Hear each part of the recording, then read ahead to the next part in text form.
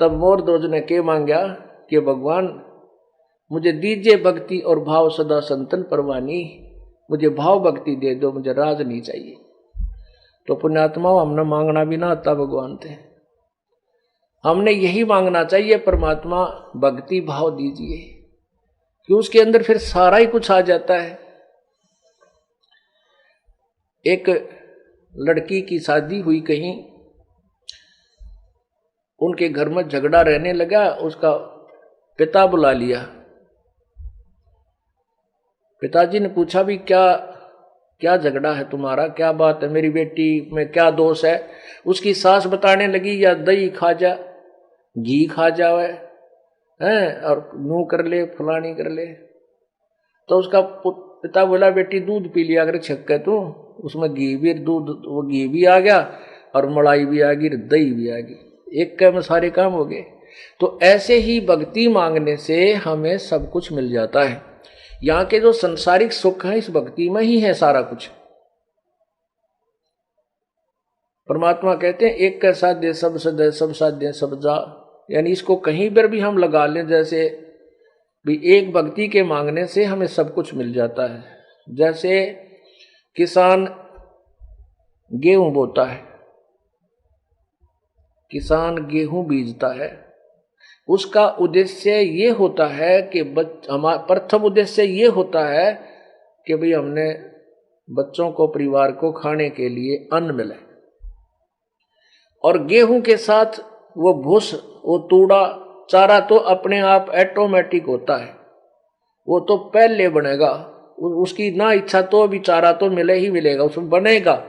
तो ऐसे ही हम भक्ति करेंगे तो ये तो सुख आपको प्रथम मिलेंगे, ये बाई प्रोडक्ट है भक्ति का। तो इसलिए हमने परमात्मा से केवल मोक्ष उद्देश्य से भक्ति ही मांगनी चाहिए। तो रामानंद जी कह रहे हैं भगवान, कहते हैं भगवान अब कैसे भूलो उस भगवान की इस महिमा ने जिसने मुर्दे को जीवित कर दिया। अब परमात्मा के बाद तो ऐसा रिमोट था कि 1 मिनट में उनको ऑफ कर देते, उनकी जितनी महिमा थी। कहने लगे ठीक है स्वामी जी, आपने महाभारत में सुना है कि जिस समय अभिमन्यु की मृत्यु चक्रव्यूह में हो गई थी, अभिमन्यु श्री कृष्ण जी का सगा भांजा था, सुभद्रा पुत्र था, उसको भगवान श्री कृष्ण जीवित नहीं कर सके। कहां गई उनकी समर्थता। अब रामानंद जी रोज पढ़ते, हम भी पढ़ा करते, परमात्मा के ज्ञान से पता लगा सचमुच ये तो बात कुछ और ही है। रामानंद जी फिर उनके मुंह की तरफ देखा, भगवान हाँ यह बात तो आपकी सही है।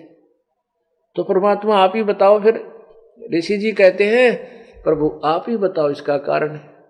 तो परमेश्वर कबीर जी ने बताया कि ताम्र ध्वज जो मोर ध्वज का बेटा था, उसके श्वास शेष थे, उसकी आयु शेष थी। श्री कृष्ण जी और ये यहाँ के जो सिद्धि शक्ति जो भी संत हैं इतना काम तो ये आम कर देते हैं। आपने सुना है कि रामायण में कि सीता जी को घर से निकाल दिया, वो गर्भवती थी। वहां जाकर के ऋषि वाल्मीकि जी के आश्रम में उन्होंने एक बच्चे का प्रसव किया, उसका नाम लव रख दिया। उसके बाद सीता जी कपड़े धोने के लिए दरिया पर गई तो लड़के को साथ ले गई, बाकी समय में वहीं छोड़ जाती थी ऋषि जी के पास।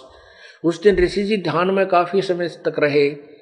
सीता जी ने सोचा कि कोई जंगली जानवर मेरे बच्चे ने ना खा जा, इसलिए साथ उठा लेगी। ऋषि जी की आंखें खुली, समाधि से वो बाहर उठे, भक्ति से जागे तो उन्होंने देखा कि लड़की का लड़का नहीं है।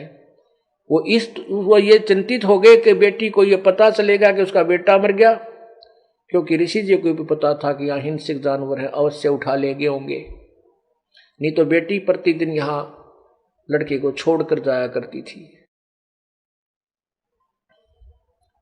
तो ऋषि जी ने सोचा या पहले महादुखी है, घर से त्याग रखी है, और अब ये देखेगी कि बेटा नहीं है तो यह भी डूब कर मर जाएगी दरिया में या जीवेगी नहीं। इस उद्देश्य से महर्षि वाल्मीकि जी ने अपनी भक्ति कमाई तो एक डाब का पत्ता उठाया, तोड़ा, घास जिसको कुश बोलते हैं, उस कुशा का, तो उस कुशा से कहते हैं वो एक लड़का उत्पन्न कर दिया अपनी शक्ति से, और उसका नाम पहले तो लव ही था, क्योंकि वो तो गुप्त रखना चाहते थे। जब सीता जी कपड़े धोकर के वापस आई, लड़के को गोदी में लिए हुए थी, ऋषि जी ने पूछा बेटा ये पुत्र किसका है? और सीता जी ने पूछा पिताजी ये पुत्र किसका है? तब ऋषि जी ने कहा बेटी ये भी तेरा ही समझ। सीता जी ने सारी कहानी बताई कि जी ऐसे ऐसे आज अब भक्ति से उठे नहीं थे, एक बार तो मैं बच्चे को छोड़कर चली गई थी, फिर मेरा दिल नहीं डटा, अब मैं वापस आई तो भी आप समाधिस्थ थे, और मैं पहले कहकर चली गई थी पिताजी मैं कपड़े धोने जाती हूँ, बच्चे को संभालना। तो बेटी मन ने सोचा तो बच्चे को यहीं छोड़ गई है, और मैंने सोचा कि कोई हिंसक जानवर इसको खा गया है, इसलिए बेटी मैंने एक लड़का और अपनी भक्ति कमाई से आपके लिए तैयार कर दिया था, अब दोनों को पाल ले। तो परमात्मा बोले ये तो एक ऋषि वाल्मीकि ने कर दिया यूं काम, एक लड़का नया बना दिया अपनी शक्ति से, क्या इसमें फिर वो भगवान नहीं थे और यही भगवान माना? तो श्री कृष्ण परमात्मा बता रहे हैं कि ये भगवान जो संत है, ऋषि हैं,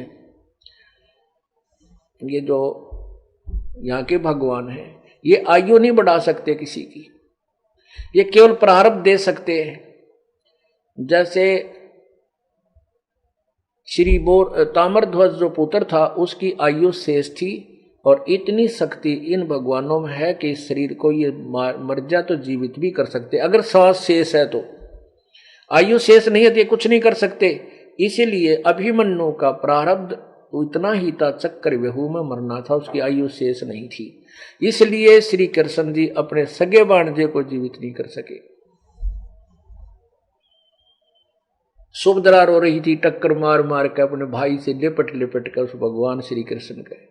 श्री कृष्ण रो रहा था, यदि वो समर्थ शक्तिशाली होते तो उस बच्चे को जीवित कर देते, उसकी उम्र बढ़ा देते, नहीं बढ़ा सकते। ये तो केवल एक परमात्मा पूर्ण ब्रह्म मैं हूं, कबीर परमेश्वर कहते मैं सब कुछ कर सकता हूं। अब रामानंद जी बड़ा गदगद हो रहे, तेरा गजब हो, या तो बात कदे मन में भी ना आई थी कि अभिमन्यु क्यों ना जीवित किया इसने, मोर दोस्त का लड़का जाकर उड़ा मार कर जीवित करवा दिया, अपनी बहन का बेटा जीवित नहीं उसका।